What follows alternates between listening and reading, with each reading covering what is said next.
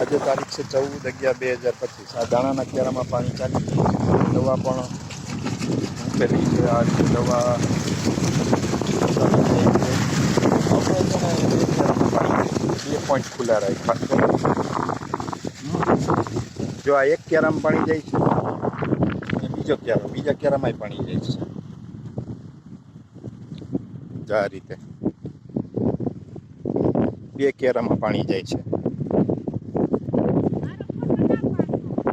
જો આ કેરામાં પાણી જાય છે, બીજો આ કેરામાં પોઈન્ટ છે। 2 કેરામાં પાણી જાય એટલે જે તમે પાક કર્યો હોય ધોવાણ ન થાય।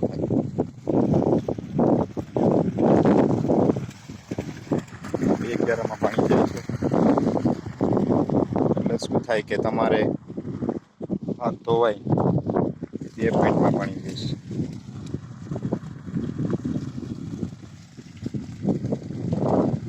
આ રીતે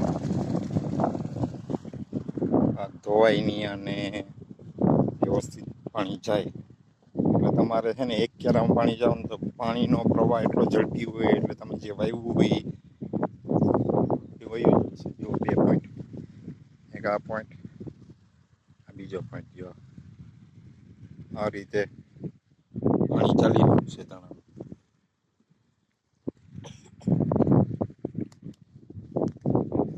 આમાં શું છે કે ખેડૂત ભાઈઓ આમાં 2 કેરામાં મૂકવાથી ઉગાવો વ્યવસ્થિત થાય છે અને કોઈ ટેન્શન નથી રહેતું। અમે દર વર્ષે આ જ રીતે વાવીએ છીએ। બધા 1 કેરામાં વાવે એટલે 10 ફૂટ શરૂઆતમાં અને જ્યાં પાણીનો ઢાળ હોય ત્યાં ધોવાઈ જાય છે। એટલે આ રીતે બધે પાણી જઈ રહ્યું છે। 2 કેરામાં 2 પોઈન્ટ ખુલ્લા રાખ્યા છે। 7:30ની ગાડી છે।